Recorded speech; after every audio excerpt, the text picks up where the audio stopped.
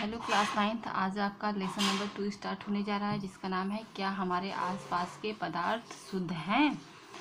आप इसके पहले लेसन 1 कंप्लीट कर चुके हैं, बट आप उस लेसन 1 की एक्सरसाइज करते रहिएगा। जो क्वेश्चन नहीं आएगा ग्रुप में पूछते रहिएगा।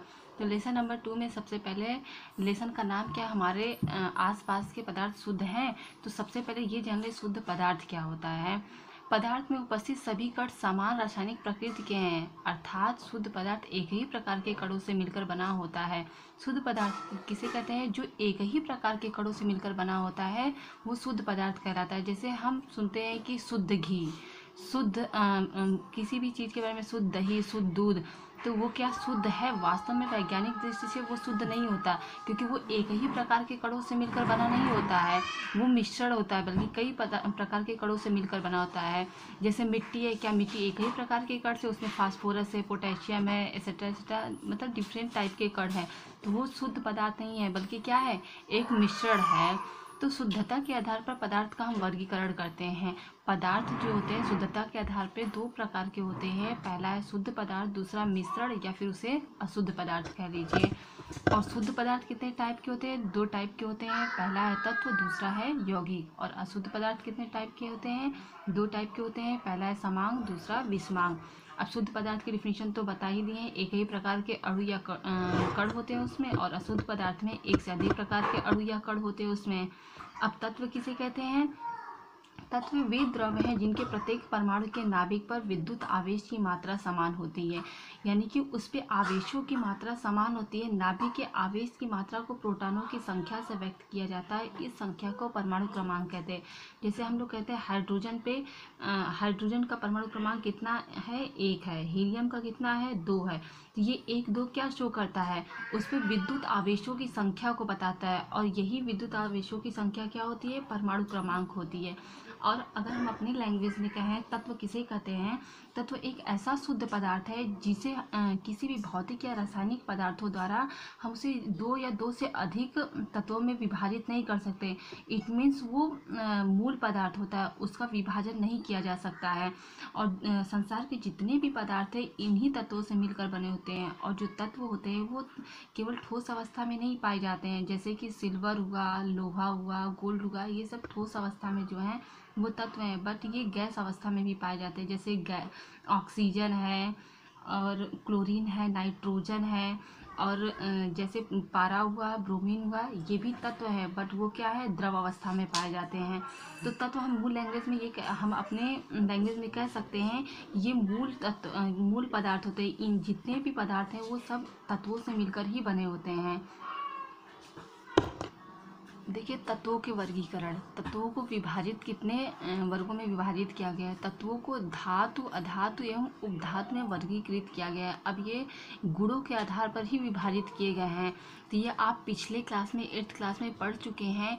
ये आपका HW है। आप अपनी पिछली क्लास की बुक से या अपनी 9th क्लास की बुक से स्टडी करके हमें बताइए धातु की डिफिनीशन, अधातु की डिफिनीशन और उपधातु की डिफिनीशन। डिफिनीशन के साथ साथ इनके गुण भी लिखिएगा, एटलीस्ट 5 गुण होने चाहिए।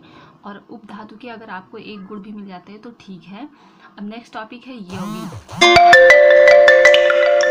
दो से अधिक तत्वों के निश्चित अनुपात में रासायनिक संयोग के फलस्वरूप बनता है, यौगिक कहलाता है।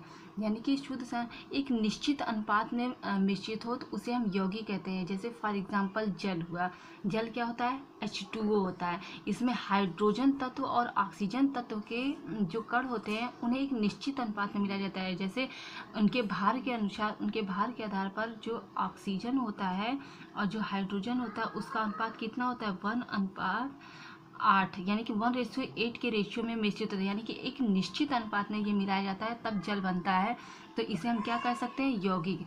और चीनी है, चीनी का क्या होता है? C6H12O6। और चीनी में भी देखिए कार्बन है, हाइड्रोजन है, ऑक्सीजन है, इन्हें एक निश्चित अनुपात में मिलाया गया है तभी ये चीनी है।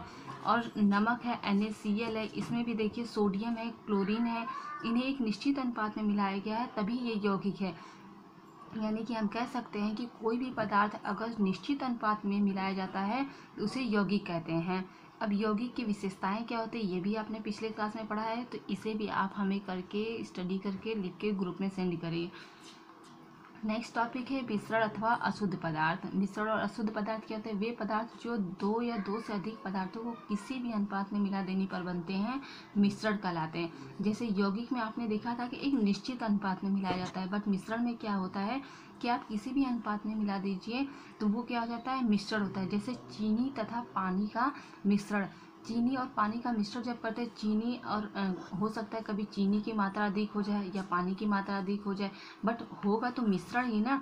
मीन्स कि आप अपनी लैंग्वेज में ही कह सकते हैं कि ऐसा मिश्रण जिन्हें हम किसी भी भौतिक परिवर्तन द्वारा उसे अलग कर सके तो उसे हम अशुद्ध पदार्थ कहते हैं। जैसे चीनी और पानी का मिश्रण है, हम उसे ताप बढ़ाकर तापमान टेम्परेचर देकर चीनी और पानी को अलग कर सकते हैं, तो वो क्या है? मिश्रण है। गंधक व लोहे की रेत का मिश्रण, दूसरा एग्जाम्पल क्या है? गंधक व लोहे की रेत का मिश्रण। इसे भी हम भौतिक परिवर्तन द्वारा क्या कर सकते हैं या भौतिक अभिक्रिया द्वारा अलग कर सकते हैं, गंधक और लोहे दोनों को। तो ये क्या है? मिश्रण। जैसे हम गंधक और लोहे को मिलाते हैं तो जो गंधक का पीला रंग होता है और लोहे का काला रंग होता है, दोनों मिश्रण जो होता है मिश्रित करने के बाद भी दोनों का कलर अलग अलग हमें मिश्रण में दिखाई देता है। और अगर दोनों को हम अलग अलग करना चाहें तो कार्बन डाइऑक्साइड में इस विलयन को डाल दिया जाए तो जो गंधक होता है उसमें कार्बन डाइऑक्साइड में घुल जाता है तो गंधक अलग हो जाता है। और उसी विलयन में अगर चुंबक हम डाल दें तो जो लोहे की रेत होती है यानी कि लोहे की जो छीलन होती है वो चुंबक पे इकट्ठा हो जाता है। यानी कि भौतिक परिवर्तनों द्वारा, भौतिक अभिक्रिया द्वारा हम क्या किए? दोनों को अलग कर सकते हैं। तो ऐसे मिश्रण जिन्हें हम भौतिक परिवर्तन द्वारा अलग कर सकते हैं उसे हम अशुद्ध पदार्थ या मिश्रण कहते हैं। बट जिसे हम अलग नहीं कर सकते हैं, एक निश्चित अनुपात में मिश्रित होता है, उसे हम क्या कहते हैं? यौगिक कहते हैं। अब जरूरी नहीं है कि मिश्रण केवल ठोस को ठोस से मिलाने पर ही बनता है, बल्कि देखिए हमने इधर लिख रखा है ठोस और ठोस का को मिला दिया जाए तभी मिश्रण बनता है। ठोस और द्रव का भी मिश्रण होता है, ठोस और गैस का भी मिश्रण होता है, द्रव और द्रव का भी मिश्रण होता है, द्रव और गैस का भी मिश्रण होता है, गैस और गैस का भी मिश्रण होता है, ठोस द्रव और गैस का भी मिश्रण होता है। अब इन मिश्रणों के एक एक एग्जाम्पल लिखकर आप हमें ग्रुप में सेंड करिएगा और अगर नहीं आएगा तो पूछ लीजिएगा।